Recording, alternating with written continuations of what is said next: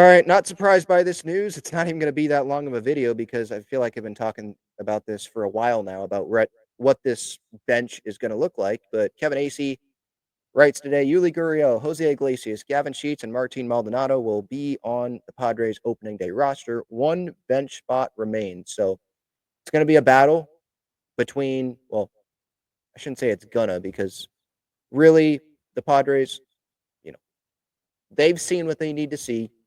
And there's going to be, now it's just a battle between the decision makers. Schill, Niebla for the pitching, but Victor Rodriguez will have input, Preller, Josh Stein in the front office, analytics guys, a bunch of guys that they'll, take opinions from, obviously.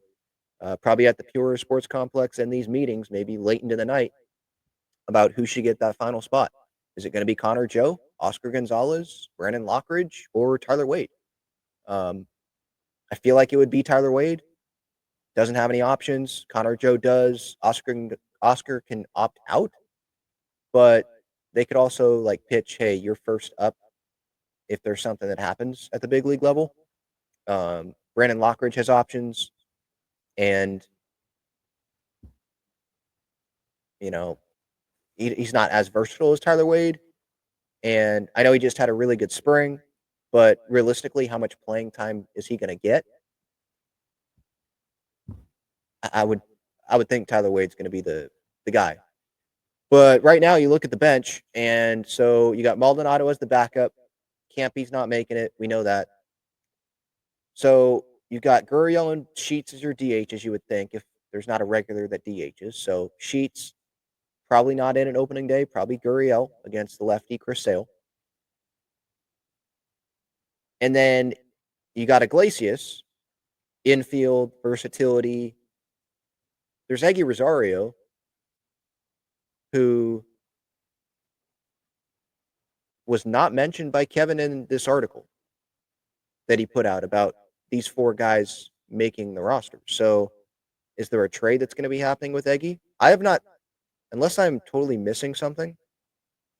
Let me check the Padres transactions here. If I'm missing, maybe I'm totally missing something. No, Brett Sullivan DFA'd. They selected the Mason McCoy contract for the 40-man, selected Cheats contract. Yeah, nothing about Eggy. El Paso did have Eggy Rosario on their graphic for the upcoming season. So, do they know something? Is Eggy accepting, going down to the minor, going down to El Paso? I don't know. But that's interesting that Eggy wasn't mentioned because I think he should be mentioned. He can play outfield, can play infield. He has more pop than Tyler Wade. And he doesn't have options left. But yeah, right now, I guess you could say if Tyler Wade makes it, well, then you have two guys that kind of do the same thing, infield utility guys. But I would argue against that because Iglesias and Wade can both be good for the clubhouse. Sure, they both can play the infield, multiple positions, but Wade you can use for speed, and Lockridge you could as well, but Wade you can use for speed. He can play infield, and he can play outfield too. But I have not seen him a ton. Now, I haven't been watching every spring training game because they're not all available, but I haven't seen him playing much outfield in the spring. But they could stick Gavin Sheets out there, for example. Gavin Sheets was in left field the other day. I know Eggy's been playing some outfield. So it's going to be interesting to see who they end up picking here. I don't think it'll be Connor Joe. But if I were to rank, because let's leave Eggy out of it then, if Kevin's not mentioning Eggy. Connor Joe, Oscar Gonzalez, Brandon Lockridge, Tyler Wade.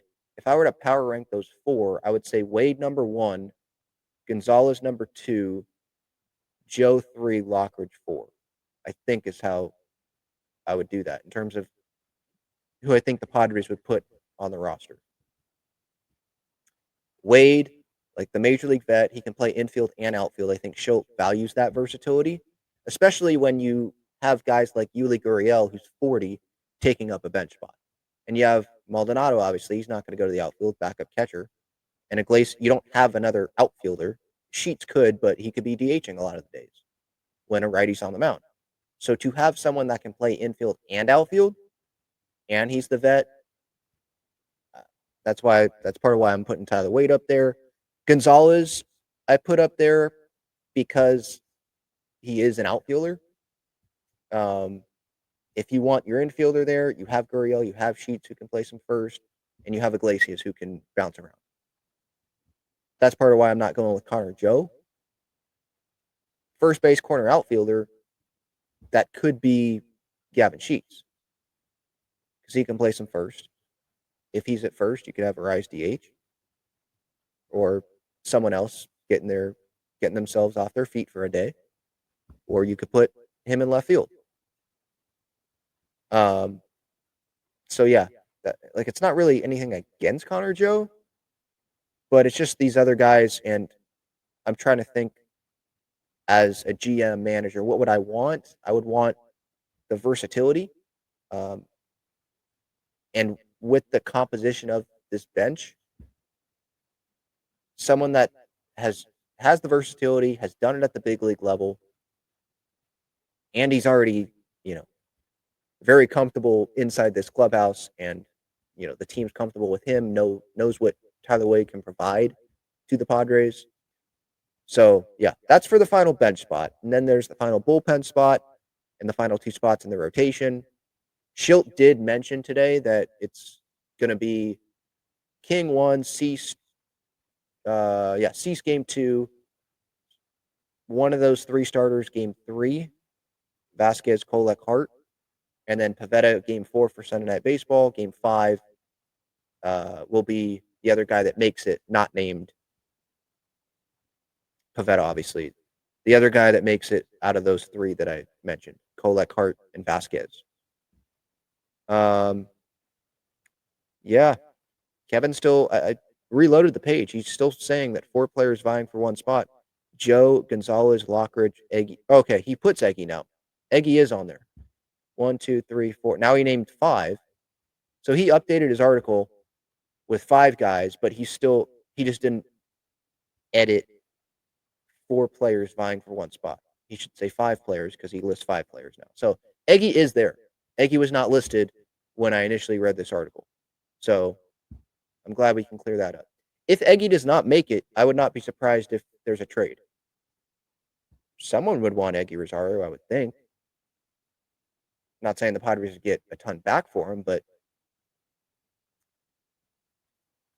if you're the Padres, you'd rather get something for Eggy than him have him just not pass through waivers. Some club pick him up through waivers.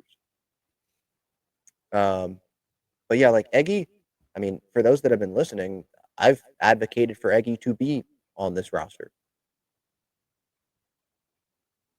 I was advocating for it to be Eggy and Wade, and Iglesias not be on it because Wade can play positions that Iglesias can play.